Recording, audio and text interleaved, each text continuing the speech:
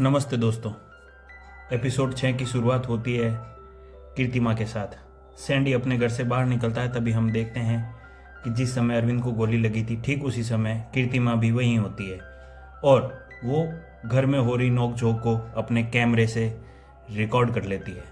उसके बाद के सीन में हमें दिखाया जाता है अरविंद को जो फर्श पर गिरा होता है और उसी समय स्वाति और सारे लोग उसकी लाश को देखकर चौंक जाते हैं। लेकिन अरविंद मरा नहीं होता है। अरविंद उन लोगों से कहता है मुझे जल्दी से हॉस्पिटल लेकर चलो। तभी हम देखते हैं हॉस्पिटल में अरविंद फ्लैशबैक में अपनी पत्नी को देखता है और इस सीन में दिखाया जाता है कि अरविंद अपनी पत्नी से कुछ खास खुश नहीं है और उसे ध्यान आता है कि स्वाति उसे गोली मार देती है। नया सीन आता है, उसमें हम देखते हैं कि स्वाति कार में कहीं पर जा रही होती है। फिर आगे हम देखते हैं कि हॉस्पिटल की सीढ़ियों में स्वाति और अप्पू के मामा के बीच में कुछ बहस होती है। स्वाति अप्पू के मामा के कुछ राज जानती है जिसे वो जाहिर करने का कहती है, तो अप्पू का मामा बहुत नाखुश होता है। अगले सीन में हम देखते हैं उन दो औरतों को जो एक ब्यूटी पार्लर चलाती है और एक खानसमा यानी कि स्वाति की टीचर होती है। वहाँ पर सीनियर इंस्पेक्टर पहुँचता है। सीनियर इंस्पेक्टर पहुँचता है और उससे मनीषा कोइराला और जूनियर इंस्पेक्टर के बारे में पूछता है और पूछता है कि क्या तुम मनीषा कोइराला को जानती हो। इसे सुनकर वह काफ़ी घबरा जाती है लेकिन उसे कोई जवाब नहीं देती है। फिर उन दोनों महिलाओं को आपस में बात करते दिखाया जाता है। नए सीन में हम देखते हैं कि कीर्तिमा और स्वाति और उमेश ऑफिस में बैठे हैं और वहाँ पर वो अरविंद के मर्डर के बारे में सोच रहे होते हैं कि क्यों ना हम ही अरविंद का मर्डर कर दें। फिर हम देखते हैं अरविंद के बिजनेस पार्टनर के भांजे को पुलिस उनसे पूछताछ करने के लिए आती है। तब अरविंद के मर्डर के बारे में, अरविंद को गोली लगने के बारे में स्वाति और सब लोग झूठ बोलते हैं। लेकिन तभी अरविंद की बेटी अप्पू वहाँ पर आवेश में आ जाती है और सारी चीज़ों को सच सच बता देती है, जिसे सुनकर स्वाति काफ़ी नाखुश होती है।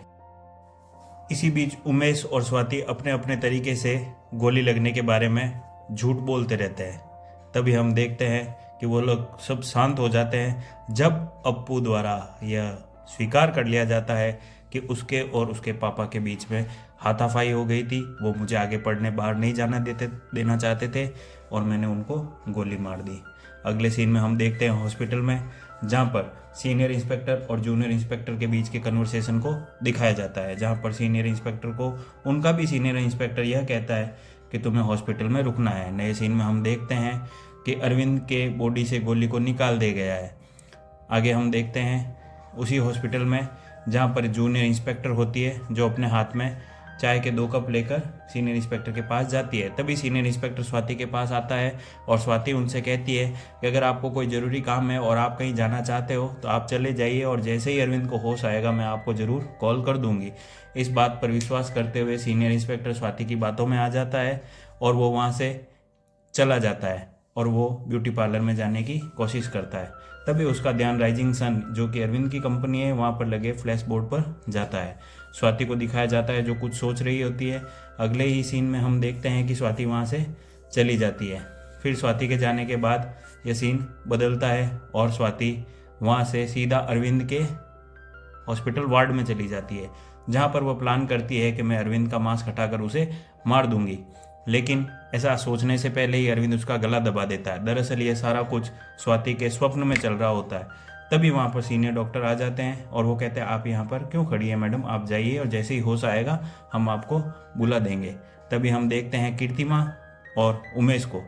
आपको पता ही है कि कीर्तिमा उमेश को काफ़ी पसंद करती है। वो लोग जब हॉस्पिटल से बाहर की तरफ जा रहे होते हैं तो स्वाति कीर्तिमा और उमेश को देख लेती है और उन दोनों पर काफ़ी हद तक नाराज़ होती है।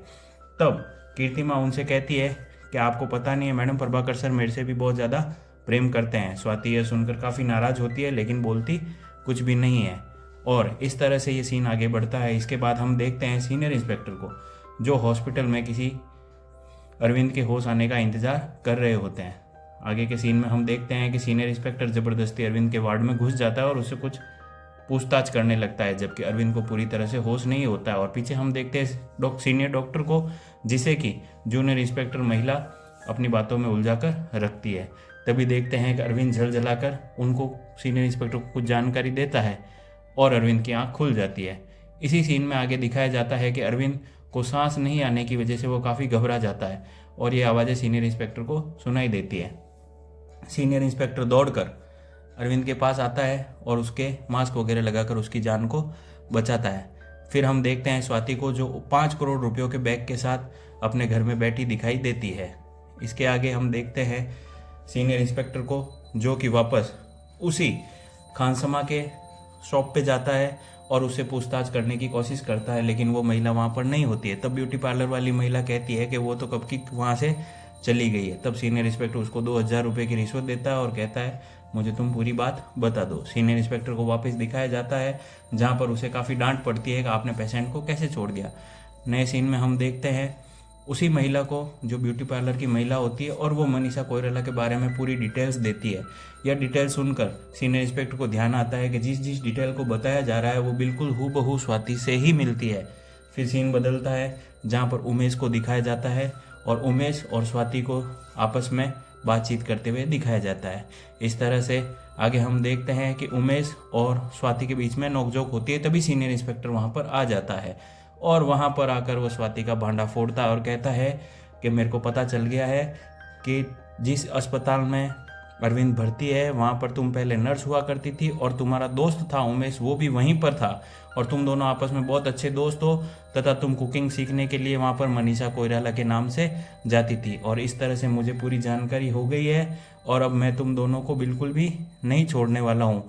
यह कहते हुए सीनियर इंस्पेक्टर अपनी बात को पूरी करता है। यह सुनकर स्वाति काफ़ी घबरा जाती है और उमेश यानी प्रभाकर से काफ़ी पूछताछ सीनियर इंस्पेक्टर करता है और उसे कहता है कि तुम्हारी पत्नी ने ही जरूर वह मर्डर किया है। इसके बाद देखते हैं कि वो ये बात सुनकर उमेश की तबीयत खराब हो जाती है।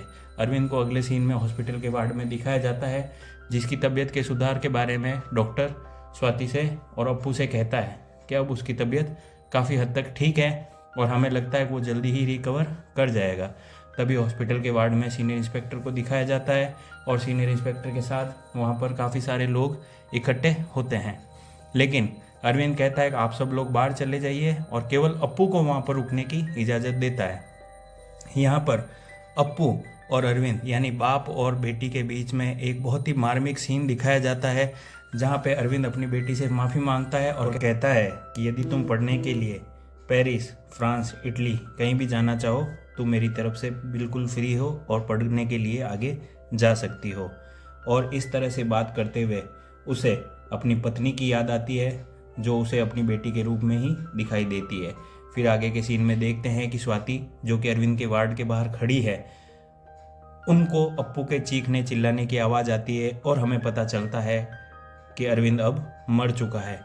इस तरह से ये सीन ख़त्म होता है। तभी उमेश के पास वीडियो मैसेज आता है जो कीर्तिमा उसे भेजती है और नीचे लिख कर भेजती है, मैं सारी घटना के बारे में जानती हूँ। एपिसोड ख़त्म होता है। धन्यवाद।